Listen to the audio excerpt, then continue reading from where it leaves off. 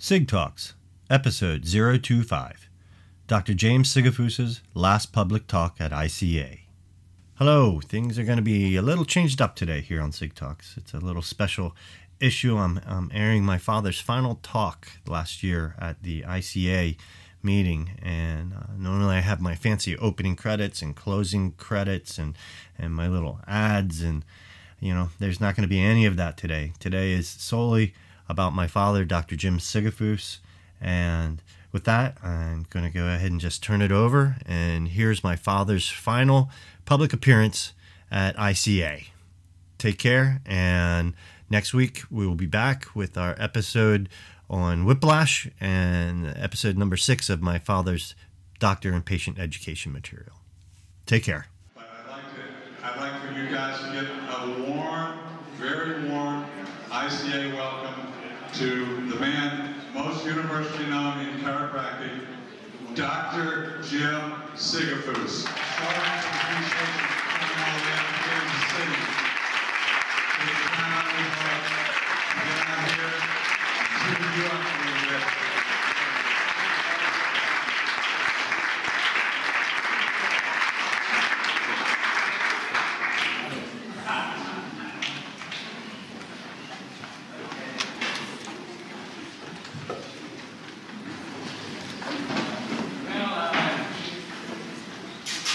Glad to talk to all three of you.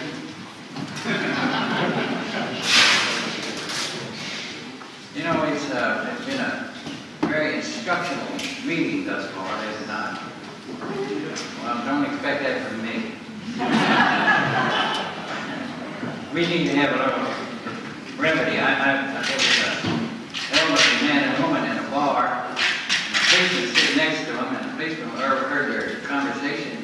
And he said to his wife, he said, "Do you remember the first time we had sex?" She said, "Yeah." He said, "You know where it was?" She said, "Not for sure." He said, "Right in back in this tavern that we're sitting in." She said, "My goodness." So he said, "Would you like to go around there and do it again? Remember we did it up against the fence." And she said, "Okay." So the policeman, he hears him, he follows him out, because he wants to, what in the world is going to go on with these two elderly people? So they go back there, and she leans up against the fence, and he dropped his Jordan, and they went down. And the cop said he never saw anything like it. They were screaming, hollering, hooting, howling, went on for a half hour. They were jumping up and down, screaming, "Thank you, God," falling on the ground, rolled across like a Pentecostal. And finally they got up and drove themselves back into the bar. Cop slid in next to him, and he said, "Sir, I watched what you all did out there. I never saw anything like it. I don't understand how in the world you do have to perform like that." And the guy said, "Well, the fence wasn't electric then."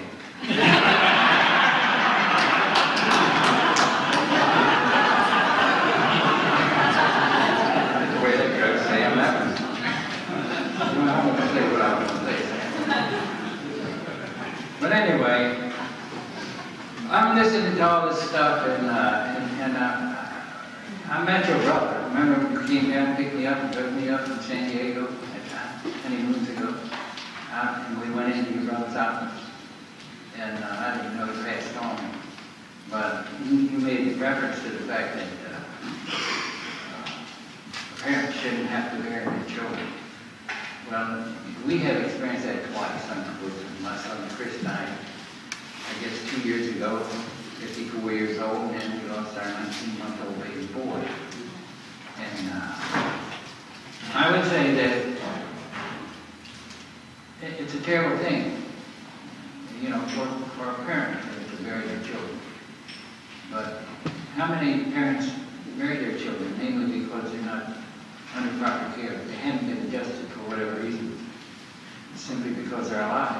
That's the reason to adjust people, because they're alive. And the purpose of the adjustment is, and I noticed some terminology here that actually offends me, because it's not chiropractic terminology. People talking about treatment, and they're talking about manipulation. That is not chiropractic. That's something else. We don't treat anything. And we're not in the business of treating or fixing things. We're not watch repairers where we fix stuff.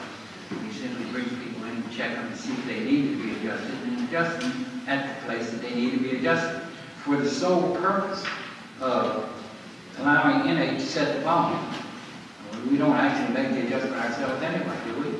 We put the force in, NA sets the volume, does it not? So we ought to have a door, a door pay for NA, and you wouldn't get it out of the finish. So, well, you talk a bunch of chiropractors. I never saw some chiropractors. Most of them, I believe, are retarded. It's hard to see a real sharp chiropractor. Most sharp chiropractors are selling stuff.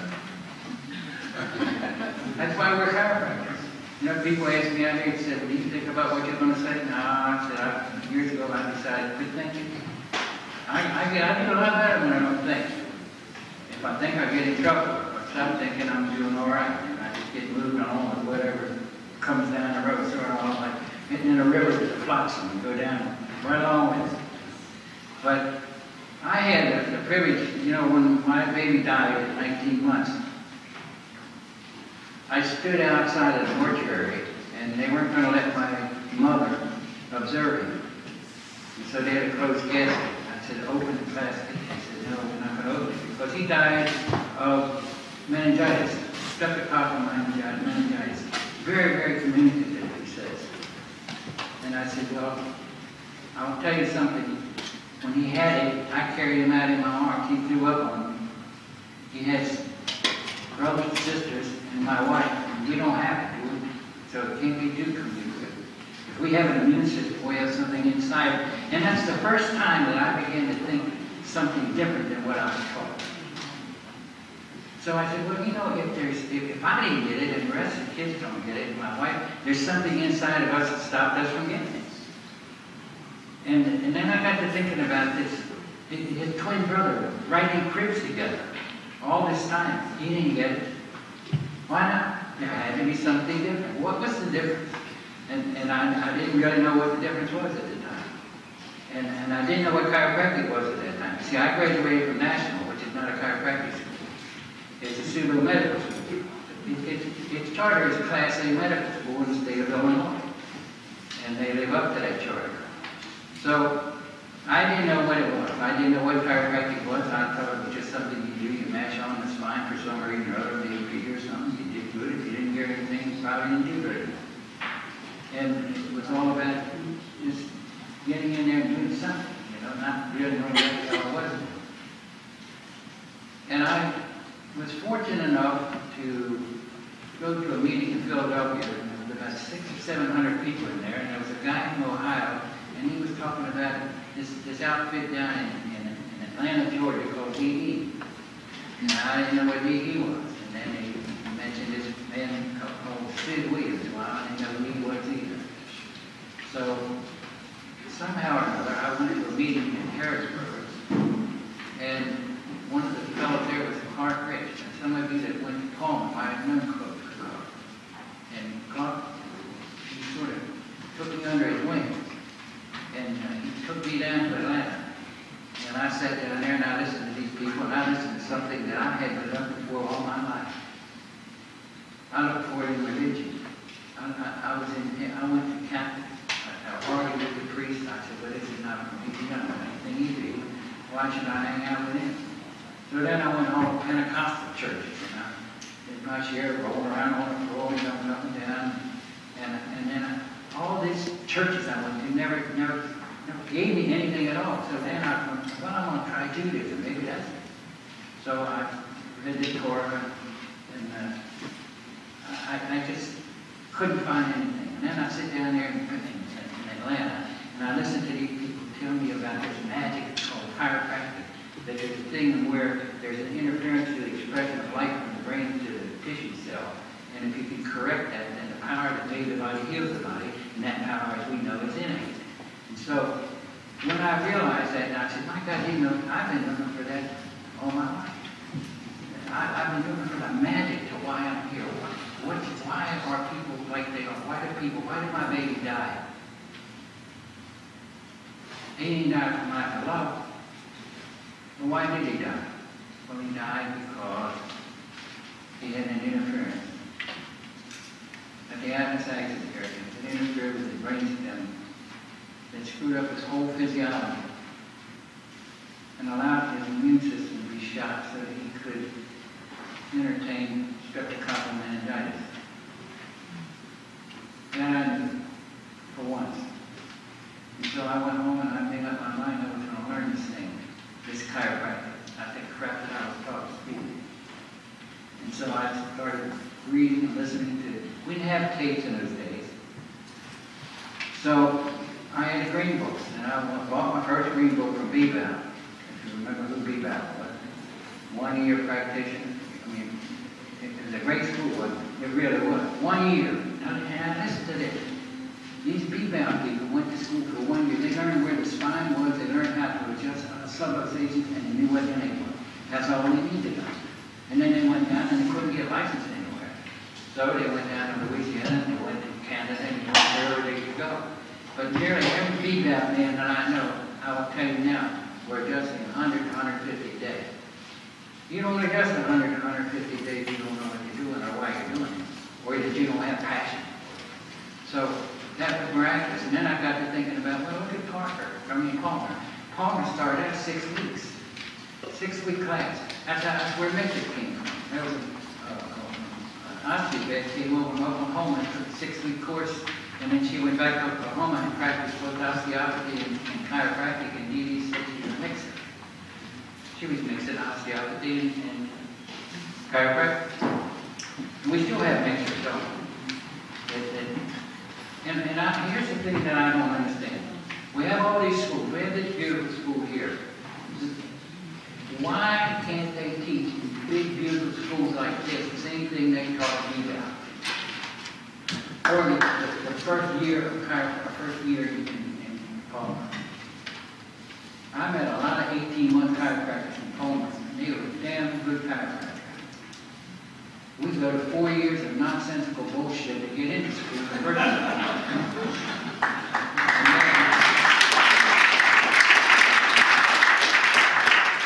And then we spend 4 more years of telling us how bad chiropractic is. And how you're going to fail. Jancy said that I was going to fail. Prepare to starve for 4 years, he said. And I'm an overachiever, so I went for 8. So it took me 8 years to learn what chiropractic was. And you know, it was hard feeding 6 kids with little bits of money. And the interesting thing is, you know, we were charging a big fee those days for $3. And $3 a visit. You had to see 10,000 people to make any money. But we got through that. And I gave myself a raise. I went to $5. And then geez, I really got rich and I went to $7. And, you know, it's an amazing thing that previous to learning the philosophy of chiropractic, previous to understanding what chiropractic truly was, we didn't make any money at all. And I'll tell you, why did I stay in something like that? I mean, I couldn't, Thanksgiving came. And we didn't have any money, so I went out and bought a pizza pie. I'll tell you, it was a 37-cent pizza pie. And that's what we had for Thanksgiving meal. And I told my kids to go out and tell people that they had Italian duck. I didn't want to admit that it was what we had, because we didn't have money to buy it. And we got local bread and potato soup. I ate potato soup till it ran out of my ears. But we survived. And the point that I'm driving at is this. Sometimes when you don't go through adversity, when you don't have hard times, you don't get very passionate about things. You don't get very emotional about things because it's been interesting. When you have student loans that allow you to run up bills of $200,000 and you never work a day in your life because either the government or your parents paid it away. And you got 8 years from high school or wherever you went, and you never had a job. You never had responsibility. You never had to do anything. You only said, I need more money. What did they do for us? Where's the integrity there? That's the same as welfare people. Welfare people won't get off their ass because the government keeps feeding them. And if they would stop feeding them, maybe they'd go out and go to work. I was in Russia. And we went into all these socialized places, and you couldn't get anybody to wait on it. And we went into one store, it was a capitalistic store, and they came out and did everything but shine your shoes. You know, there's a difference. There's a big difference. And then we've got this communist person called the president in this country, who's such a bitch, his kids crop like this. You talk about, who did that? He's got his head like this when he talks to you. You ever notice that? If your head's not all straight, what do you got? Subluxation, absolutely. You got a subluxation act that you've got a brainstem problem, and you've got something not only that causes paralysis beneath that throughout the body, but above that, you have what is called confusion. Because it affects the electrolytes and the synapses in the brain. And as this young lady, Dr. Mayer, showed us all the effects of the brain anyway as a result of active subluxations, he's in serious trouble. But because he's in trouble, guess who else is in trouble? Yes. We are. Yeah, we're the cells of his demeans. And so, I don't know. My wife came out the other day, there was a guy in front of the post office with a big sign that said, "Impeach Obama." So she paid $40. Well, we do anything in impeaching, you know. It's not, and it doesn't have anything to do with his color at all. It has to do with the fact that he's a socialist who's destroying this country. You know, when I was a young man, we had Flag Day. Flag Day, and a big parade of Flag Day. The parade would go by, everybody put their hand up here, took their hat off, everybody. And then we had not only parade day, then we had American Day. And the same thing. And people were patriotic. Of course, I was raised during the Second World War. And if you weren't patriotic there, you were a Japanese or German, one of the two. And so, we were patriotic, and we wanted to be patriotic. I look around this country now, I don't see patriotism. I don't see honoring the flag. I don't see any of that. You know, when Jimmy Carter was president, I always thought he was the world's worst president, but when I was down at the fights, I'm a fight fan, so I was down in Washington, D.C. the fights, and they played before the fight, they played the national anthem. Nobody stood up. I'm sitting in this whole stadium, nobody stood up for the national anthem. Nobody. After they got rid of him, and the best president we ever had, Ronald Reagan, came aboard, I was down there, and he played the national anthem again. Everybody stood up. What's the difference? What's the difference between a leader and a non-leader? What's the difference between a man who is willing to serve America rather than himself? Ronnie got adjusted. Ronnie did get adjusted. Ronnie worked for DJ. Ronnie worked for the radio station. But besides that, he was an American. Big difference between somebody who's living in America and one who's supposed to. So anyway, I don't know why I get caught up in that, but I think this. Sometimes I look at this country bar and I see it sinking, and I look at chiropractic, and I don't see it doing too well either. I'll be very honest with you. I've traveled around this world all over the place, and I've been in all the schools, and I see and I listen, and I don't see the vigor that should be there. I don't see the passion that should be there. I don't see the desire to serve people to be there. We got two classes of people. We got servants, and we got slaves. And the slaves are people who are slaves to the insurance company, slaves to money, slaves to time, slaves to gold and silver, slaves to big cars and big houses. And we got servants. And servants are the ones who go out and just give themselves away. Give themselves away for the service to God. And how do you serve God best? By serving chiropractic. These are all the people. And time doesn't mean anything. Time means nothing.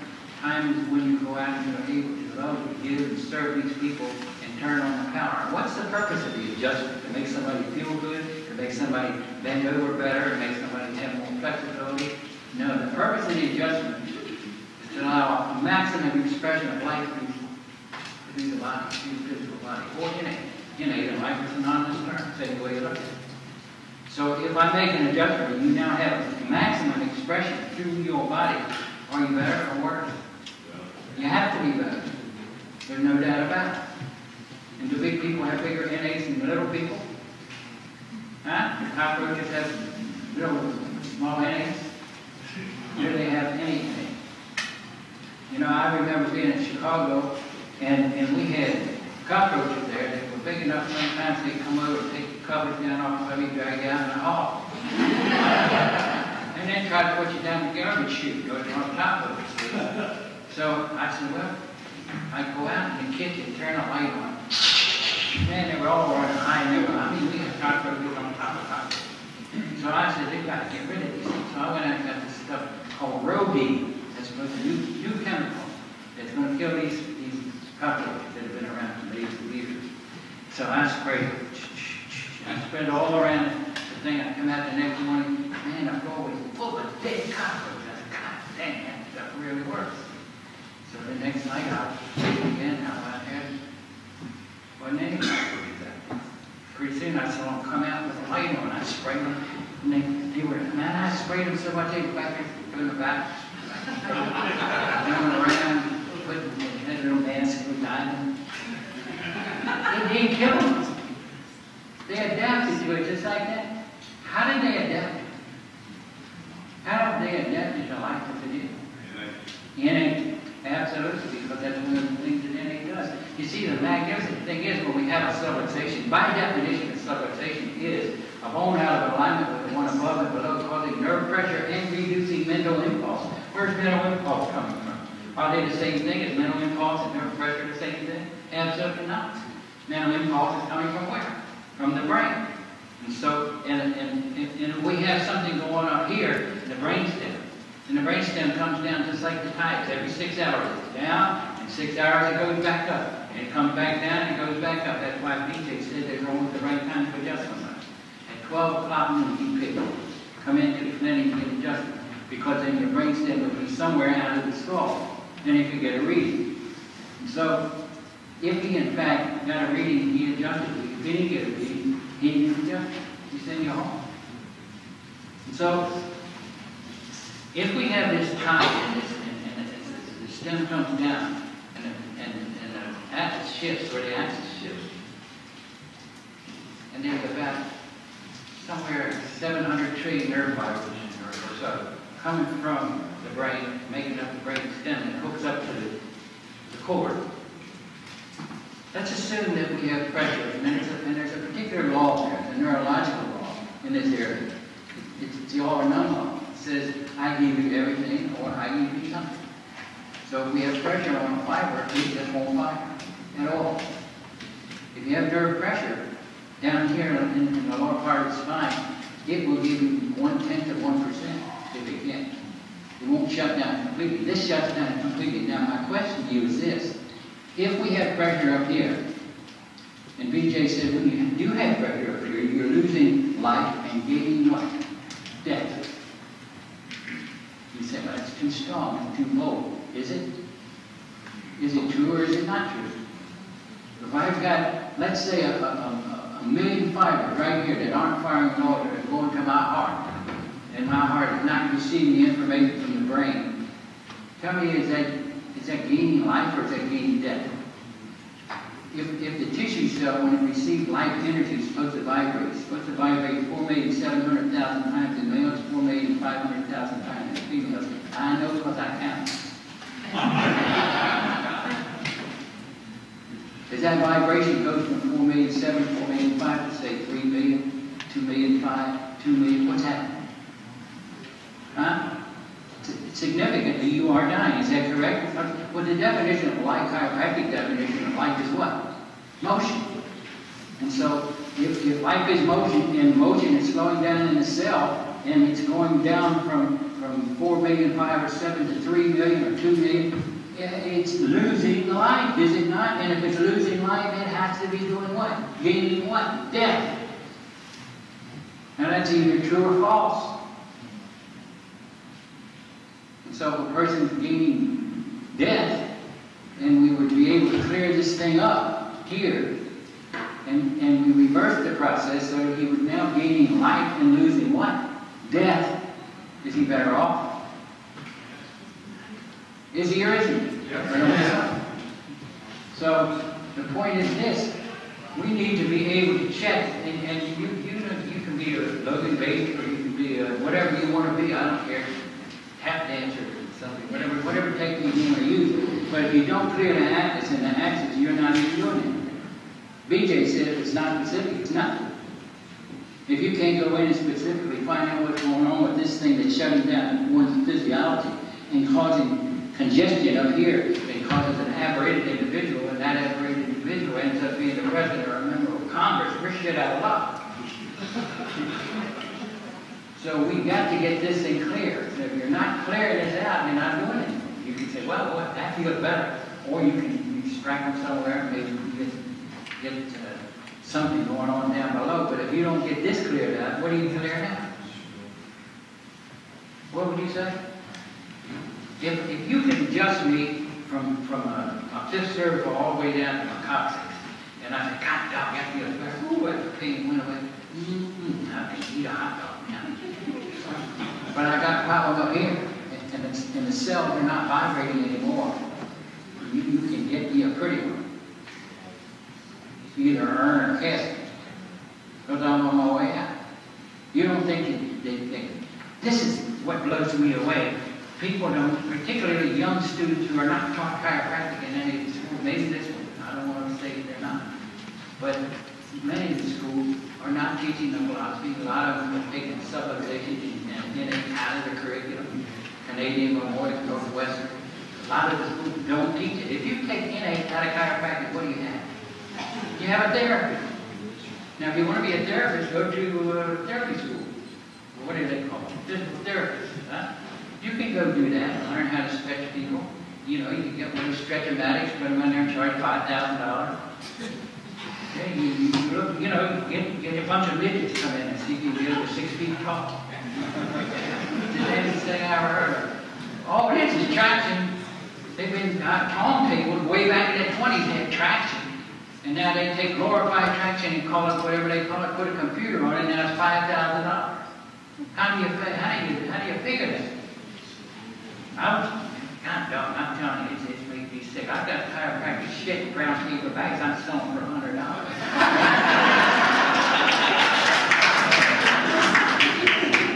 As long as you refix the chiropractic is okay, it's apparent. But that doesn't make it chiropractic. But chiropractic is only one thing and one thing only, and that's a location and a correction of a vertebral subluxation for the sole purpose of allowing a greater expression of life through matter, period. There is nothing more to it than that. Beat out to teach that in 6 weeks. And if somebody taught me that in the beginning, and they could have given that to me and allowed me to absorb it, I wouldn't have to go to school all the years I had to go, because I would have got it right away. You figure that? Now here's another interesting thing, you know. I never worked for money. I make money and I like money. But that wasn't my reason to go into the opposite. My reason to go into the opposite was to love people and serve people and to give them an adjustment when they needed it. They didn't always need it. But I was in there on a Saturday. So many people don't work Saturdays anymore. A lot of folks don't work on Friday. People work Monday, Tuesday, Wednesday. A lot of people don't work at all. I was working. But we went in on Saturday, and on a Saturday we see 150 people Saturday morning. That paid for my overhead. And when it was noon or so, I generally would leave. And a lot of folks would just leave anyway. I was going out the door and a man was coming in, and I've told this story before, but it's a touching story. It touches me, it doesn't touch you. This man was coming in and he was carrying a bundle of clothing, it looked like. And he said, "Are you still open up?" And I said, "Well, I'll be leaving, but I'm open for you. Well, come on in." So he comes in and he lays this down, and when he laid it down, a little red wig fell off. It was a daughter. And he just brought her from the hospital, from Hanover Hospital. Got her last bout of chemo. She died of leukemia. Told her she had 2 weeks to live. You know what he said to me? He said, "Can you help her?" And I said, "I can move the bone. God can do it. If you can accept that, it's okay." He said, "Why didn't somebody tell me that before?" And he started crying. And I said, look, she's been through enough. I'm going to check her as best I can, and then I'm going to adjust her. And I want you to bring her in every day. 7 days a week. Christmas, New Year, you don't care. I want to check and see if she's holding you. So he brought her in, and she came in about 4 to 6 months, every day. And as I checked her, sometimes I needed to adjust her, sometimes I didn't. So I was up in my office. My waiting room held 350 people. And I was practiced up on the stage behind a lattice work. And I heard it murmuring, we had people sitting out there and they say, God, man, God. And it was just a mumbling to me, so I stepped outside and I said, what? He said, somebody needs you. I looked back in there and there was a man back there and he was on his knees and he was howling. He sounded like a coyote or something. And I didn't know what it was. I didn't know who it was. Do you ever have a dream where somebody's chasing you and your feet wouldn't move? And they're coming at you, you can't get out of it. That's how I felt. I didn't learn it. But I finally struggled back, and it was this girl's father. And I was just about to put my hand on his head and say some dumb thing like, oh, she's better off somewhere else. But he said, she's not here. I said, come on, I had to figure that out already. He said, Daddy, she was feeling so good. They're having a dance at Spring Road High School. She said, Daddy, can I go to the dance? And he said, hey, I'm here. Damn, got me.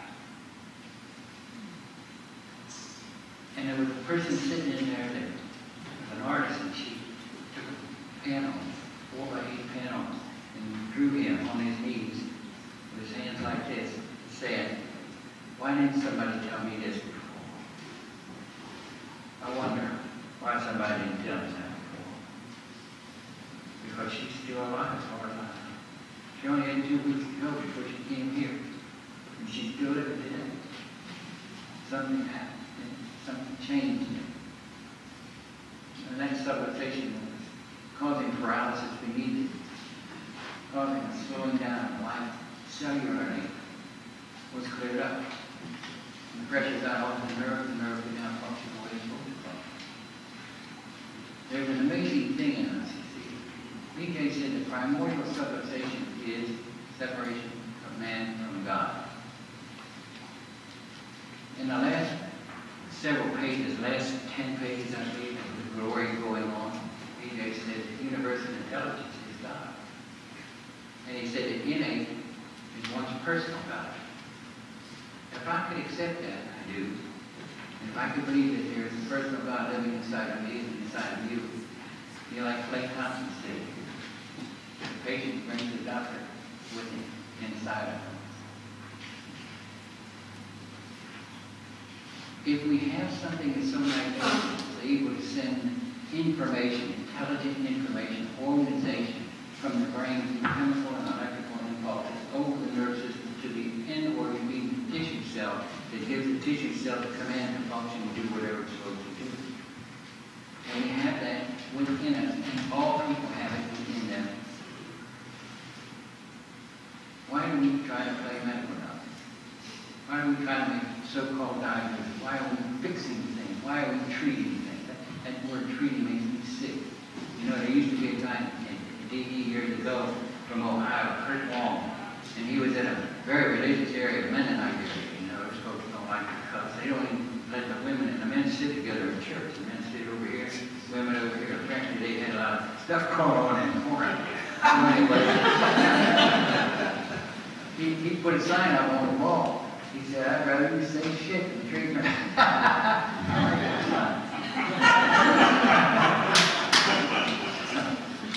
So I put a sign up. I had a couple of signs. They might even be back there. One of them was go ahead and leave your children at home so they can enjoy the same crowd as you for the rest of their lives. And the other one was I put up there and I said, if you know more about what I do than I do, you stay home and I'll come see you. So, somebody would say, well, doctor, it ought to be this. My medical doctor said this, or my frog did this, or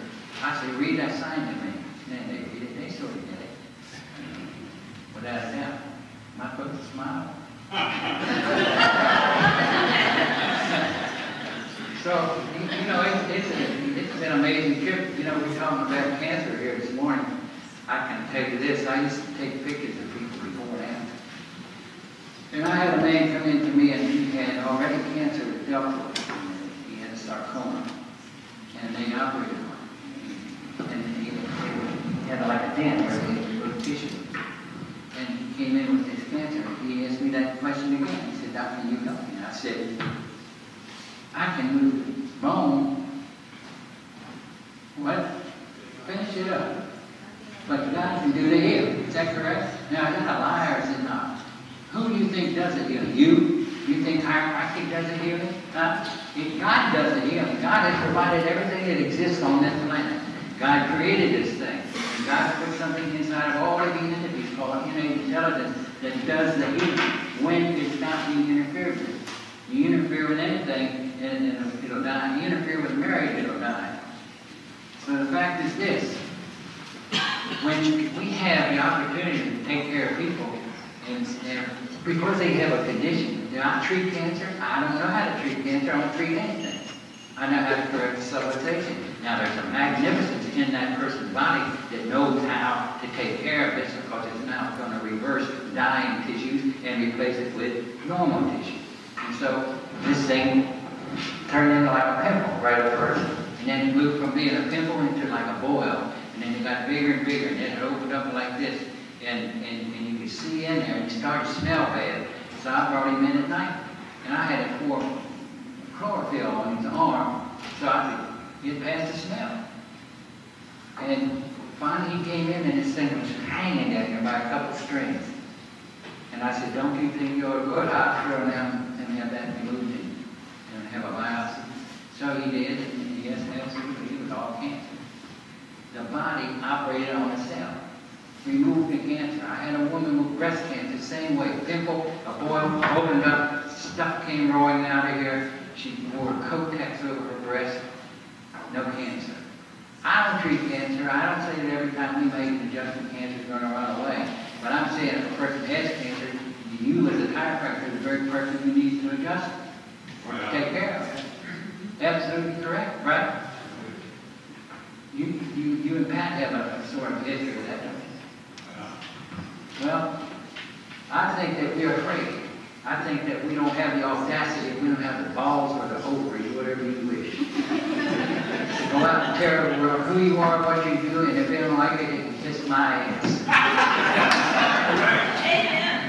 So why not? Why not just get up on the rooftops and shout this message?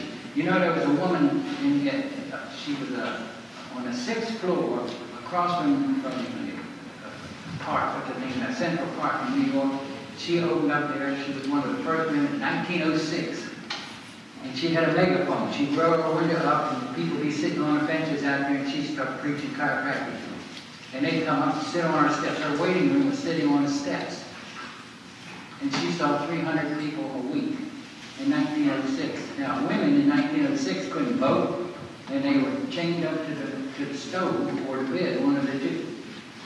And here's a woman in 1906 is giving people, calling them up out of the park bench, sitting on the steps to be adjusted. 300 a week. Can you imagine how many people today, after 8 years of bullshit, are doing 300 a week? It doesn't take education to see 300 a week. I'll tell you what it takes. It's passion, love, and the desire to serve and give yourself away and don't give a damn what anybody else thinks. If I ever worried about what other people thought and say about me, I'd be shit out of luck.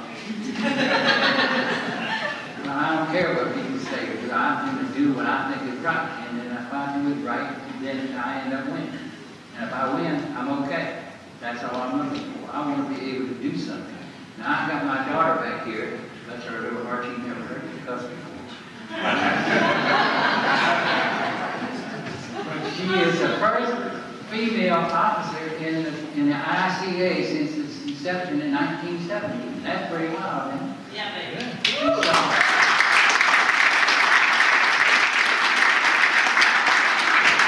Somebody asked me, is she going to be the president? I say, it's not entirely impossible.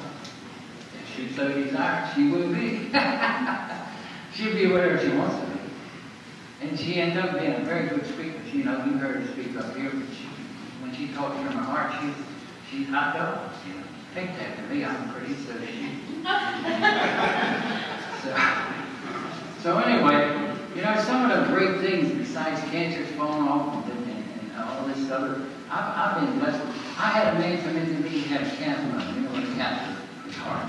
They said he needs five bypasses for his heart's all closed up.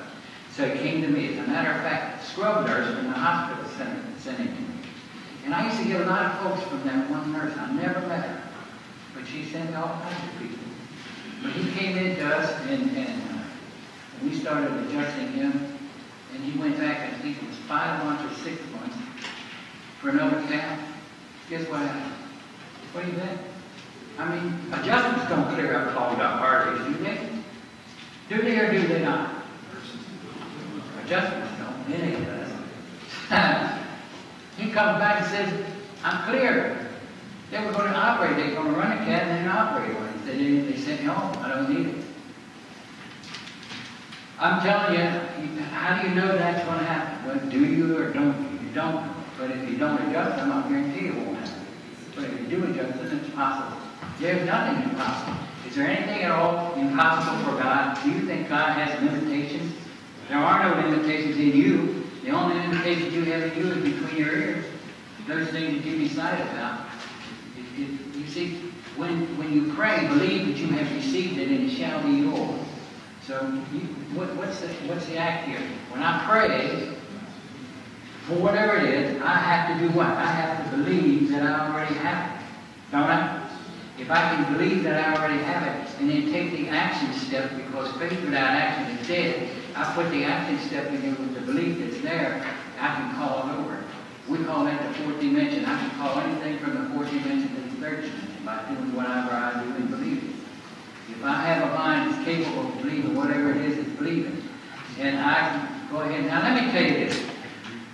When I first started this thing called chiropractic, I was doing about 25 people a day, or less. And then I had a guy come in to me, and he tried to sell me a medical sonometer. I didn't even know what that was at the time. But he said, all the successful people have one. He said, if you don't have one, you won't be successful. I said, well, I'm not going to be successful. He said, why? I said, because I'm seeing 80 people a day. Well, guarantee you folks, at that time, I couldn't see 80 people a day to look out the window. I told him that to get rid of him. But when he said, well, you don't have time to see him. I said, that's right, I'm saying. So he left. Now I got to thinking, 80 people a day, I'm charging $3 a visit. 3 times 80, 240 times 5. Oh, God, I'll be rich as drop a thought. I'll be making over $1,000 a week. How the people jump up and down. I kept thinking about this 80 a day. I kept thinking about this 80 a day. It just was locked into my head. I went to the Pennsylvania Chiropractic Society. You know how chiropractors are. They come up and say, how you doing, Sigafoose? If you say you're doing real good, they walk away. He said, ah, shit, and I ain't do babies. Oh, let's talk. So they sit down and compare how bad you are. And then they wonder whether things aren't going as well as they should. So they come up to me and they say, how you doing, Sigafoose? I said, I'm seeing 80 people a day. I see 80 people, shit, 80 people.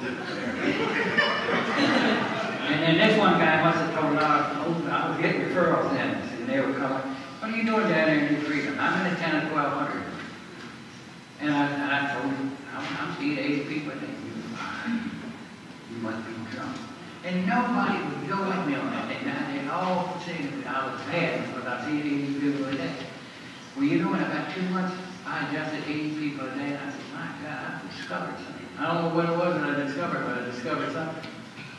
And so I adjusted those 80 people. And then folks were coming up and saying, how you doing now, Sigafoose? I said, I'm seeing 125. And every time somebody come up and talk to me, I'd tell them about what I was seeing. Now, I didn't tell them I was adjusting, but I was still only adjusting a few people. But I was seeing a lot of those. And that's the key. You see, if you can see it and you have the audacity to speak it into existence, you can act. But if you see it and you don't speak it because you don't believe it, you don't get it. Now, there is a thing, whether you believe it or not, we live in the third dimension, and there's something over here called the spirit world. It's the fourth dimension, and there's a veil between third dimension and the fourth dimension, and that veil is faith. If you can't get yourself to believe something and have absolute faith that it's yours when you ask for it, you're not getting it. But if you can go out here and tell the world what I'm seeing, it's not what I'm doing, it's what I'm seeing. Because what I'm seeing, when I believe it and speak about it, it'll come to me, and then I can tell you, I'm doing it. I'm adjusting 150. So we kept doing that. I ended up with 2,000 visits a week. So we're doing 2,000 people a week. And then we started having people come to the office, want to see what I'm doing. They thought I was praying for people. I had foo-foo dust I was sprinkling on them. Had a magic wand. Ooh, you will now, you will now. They come in and saw I was adjusting people, adjusting necks. I was moving bones in the neck. Good God Almighty. I had about 14 people a week come, and finally I said, no way. You've got to go back in there. I had a little room in the back, and I had to go in the back and open the door so they could look through the crack. And they could stay back there and look through the crack and watch it happen, but don't come out and talk to anybody. I don't want to, or they told me they ask dumb questions. They ask stupid questions. And I don't need stupid. So one guy came over from France. He wanted to watch me. And so he watched me for about a half a day, and then he, you know what he said to me? You hypnotize those people. He said, you can't do them any good the way you do it. Well, you only over about 8 or 10 seconds. He said, it's impossible for you to do anything for anybody. I said, you go out in the waiting room, there's a woman sitting out there, and you tell her that.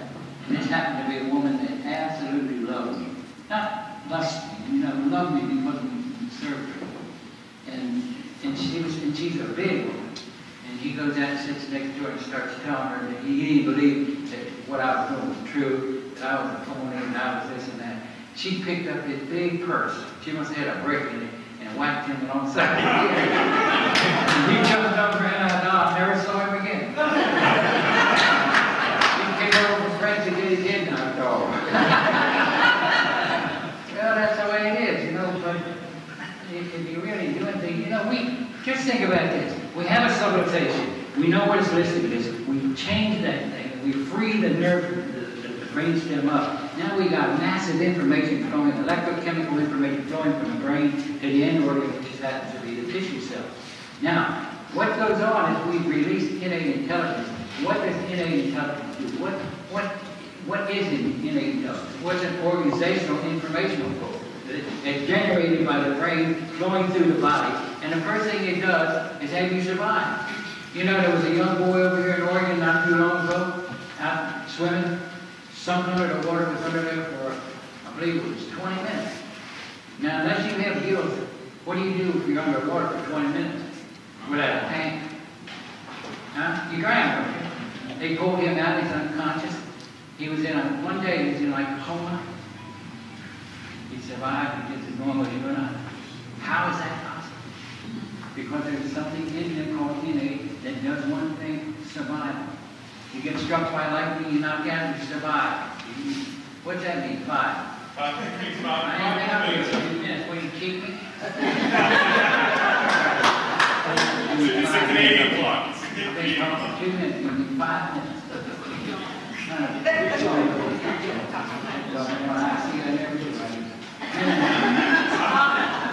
But anyway, he survived. So what are the principles of innate? Innate, number 1, allows you to survive. Number 2, to adapt. So you can adapt to your environment. If we have an ever-changing adaptation or an environment change, you have to adapt or you don't survive. What do people do who have allergies? They react to their environment instead of adapting to it. You ever go in, listen, now this sounds a little bad, but I got to do it. You ever been into the bathroom, you had to go so bad, you thought you were going to leak all over your pants or something, and you walked in there, and good God, somebody must have died. It smells like hell. And you look under there, and you see feet, somebody's sitting in there, they got it. And you hold your breath until you start to turn blue and get dizzy. But you can't do it anymore, so you finally take a breath. You can't smell it anymore. You must have gone. Nope, it's still in there. It's one of the things around you that state.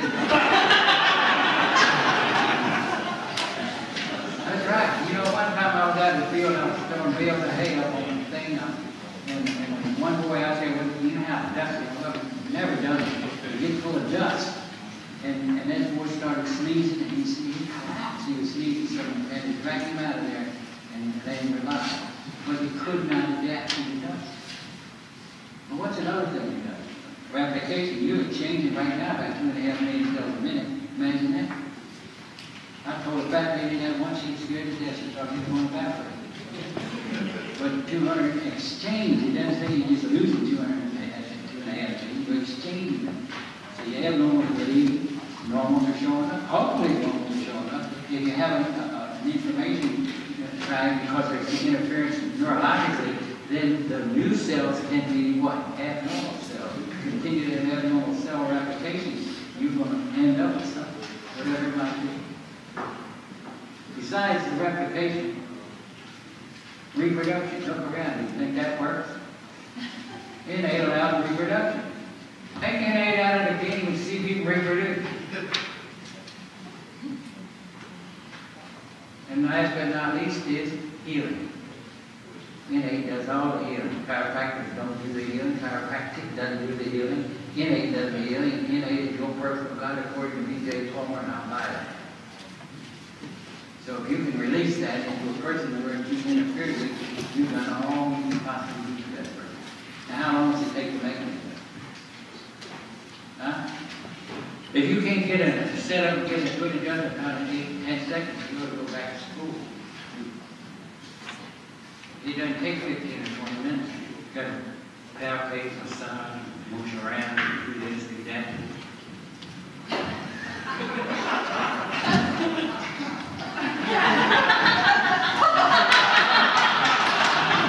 You got to know that before you adjust them. You just can't do it. You have a volume practice doing that about 8 times a week. But if you're going to see people, why not see masses of people? How many people in your town need your service? How many are in there? Huh? Well, okay then. And how many you see? Now I'm not asking you specifically, Andy. You know, Andrew actually is Mickey Rooney. So New York people wouldn't understand that. You know that, don't you? So, how many people need to be adjusted in your town, and why don't you adjust more than you want? That's my question.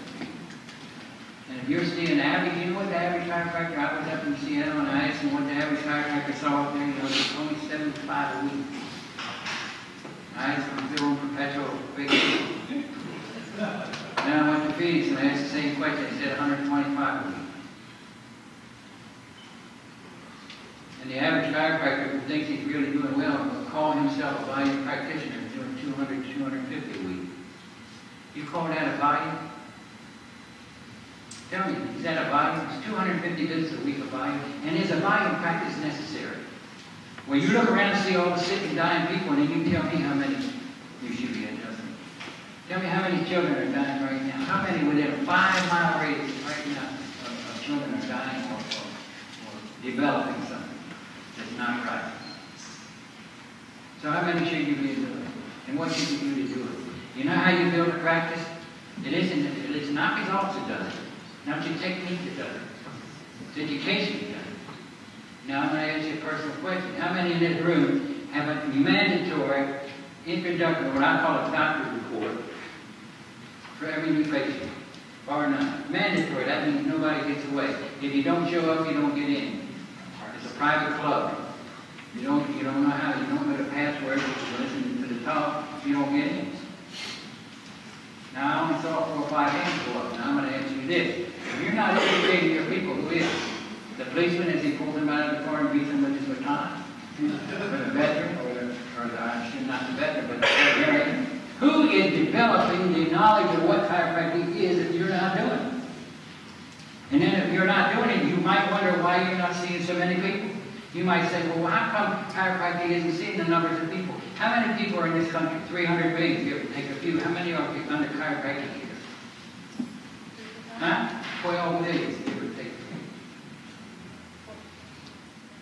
If people don't know about chiropractic, tell me why they don't know about it.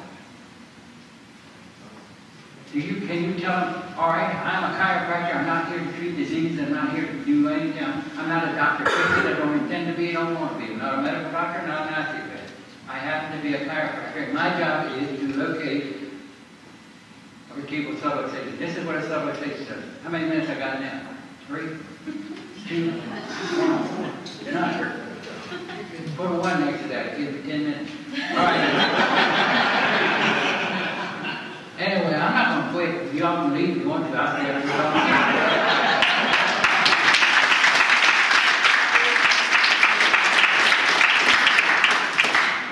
Here's the deal.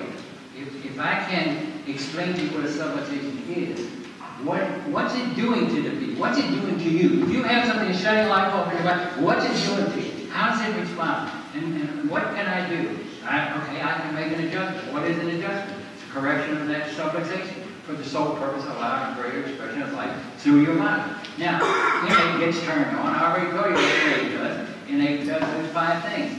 Now, if you know what innate does, if you know you got an innate, if you know what innate is, it's inside of you, and you know what a subluxation is and what it can do to you, how much more are you likely to be cooperative with me when I tell you you need to have lifetime care? When I can explain this thing up to you and say, well, I don't know how long it's going to take. I don't have the idea. How long do you want to live as healthy as you can be?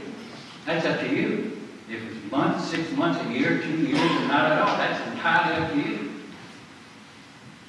Yes? Now, I explained to them how they should come in, and I already brought my folks in every day for 5 days just to see what they were doing. And then I would tell them how I want them to come in. And then I close it like this, every time, all the time. Is there any reason why you can't do this? No matter what they said. If they said no, or if they said yes, particularly if they said no, there's no reason, I said good, because if there is, don't start, but I can't help you. You got to come in the way I want you to come in, not the way you want to come in. If you want to come in the way you want to come in, you got to go down the street to somebody else, not to me. It's as simple as that. Now, if they said no, I can't get in that way, I say why, and then they give me a good excuse, and we work around it. If they give me some sorry excuse, they can go home. It isn't a matter of, we had value practice. We had value practice because we served our people, because we loved our people, because we taught our people, because they knew what we were doing. And it isn't a matter of just bringing people in to get $1 or $2. Oh, God, I might lose whatever I give. It's not a matter of that. It's not about you at all. Chiropractic has nothing to do with you. It's about them. It's about the multitudes of walking around in the street. And you got a president. Now think about this. If a person's head on straight, and now you look at the axis, what do you think? If your head is on straight, if you're balanced, if you're on straight up here, what do you see? Huh? But if the head's like this, what do you see? Huh? Absolutely. With pressure, absolutely, on the brainstem, right? Now look at most of the talking heads that you look at on television. Their head's either this way, it's not straight. And I'm serious, Obama's head is like this when he talks. Completely strangled. He needs an adjustment. And then he needs to be shipped out of the country.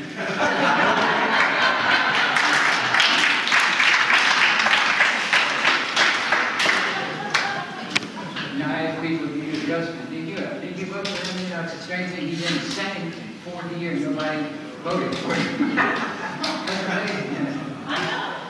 So, who said I know? Well, you got to believe it because it's happening, But I don't have any more minutes. I guess I'm negative minutes. Well, let me just share one last thing with you, and then I'm done. And the thing about it is, I used to think people ask, I'd go with their x-rays, and I'd show them this, and I'd say, this is it. And Mary came to me, and I said, Mary, this is the problem here. It's the first bone your neck is squeezing on the brainstem, shutting life off in your body. You ain't no way that you can survive with that, so I've got to be able to clear that up. Doesn't make any difference how you feel. Don't talk to me about your symptoms. We just have to clear this up when we can. Then your body will be able to heal itself. She said, yes, sir. So she left. She come back the next day. She said, doctor, I got this pain in my shoulder. What's wrong with me? Come on in the back there. Put the x-ray up. That bone right there. Second bone in there. Squeeze the brains down. Shine light on your body. She said, before I told you, don't talk to me about your symptoms anymore. If we clear that up, your body will work okay. God, she said, yes, sir. Comes in the next day. She said, doctor, I got this trouble in my stomach. What's wrong with me? Come on in the back, Mary. It's the second bone in there. Can you help me here down there? You want to talk about your dance songs? I'll never talk to you again. That went on for 12 times. 12 times in a row. You know, 13th, 19th show up. I said to my sister, I think I overdid it. Well, she never did show up till that night. I let the dog out. I guess it was the cat I left out. I never could get this together. I got the dog looks like a cat. I let the cat out and the dog in or something like that. And when I did, you know, I went back and I sat down. I had a home office that time. And I'm sitting there and all of a sudden I hear this scratching on the door. Scratch, scratch. You know. What is that? One of the doggone dog walks out or the cat walks in once. So I go out there and then no dog, no cat's there. I flip on the switch and it shows up outside. I open the waiting room door. That's the door where folks wait. That's why you call it a waiting room. Anyway, I looked down there and I saw this object. Somebody was laying on my stomach. My God, what is wrong? And I opened the door and they started to crawl in. And I looked there and I could see there's a big cut across the top of her head. Part of her head looked like the Indian does. She's like scalp. And her pantyhose was trailing in behind her. Her ear was up around her neck like this. Her teeth were missing. Her lips looked like big pieces of liver. Her nose was flat as a pancake. And there was tire marks on the back of the white blouse. My God, I couldn't tell who it was. Back up there and something. Mary, what's wrong with you? I said, it's a second bone in my neck, dog.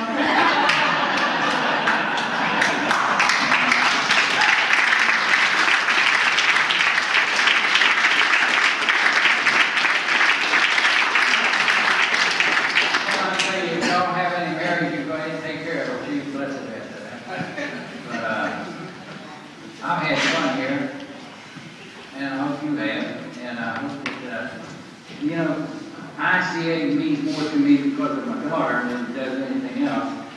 And Mike is a good friend of mine, and I would like him to be one of the outstanding presidents.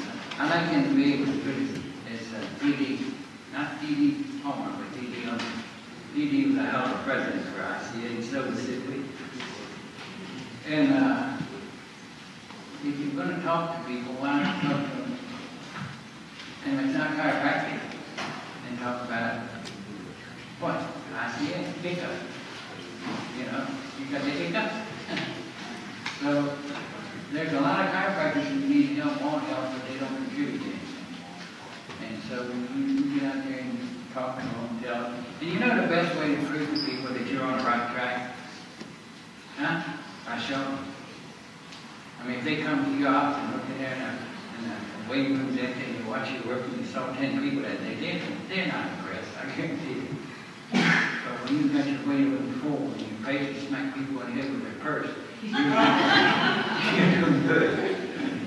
So I would say that I'll see you sometime, you know, in the Indian, my granddaddy was an Indian, and they always talk about the red road and the dark road. The red road was the road of life. When you walked up, everything was peaceful. The corn was high. The hogan was large. And they had big, strong fries that could chop through the wood in about 10 minutes.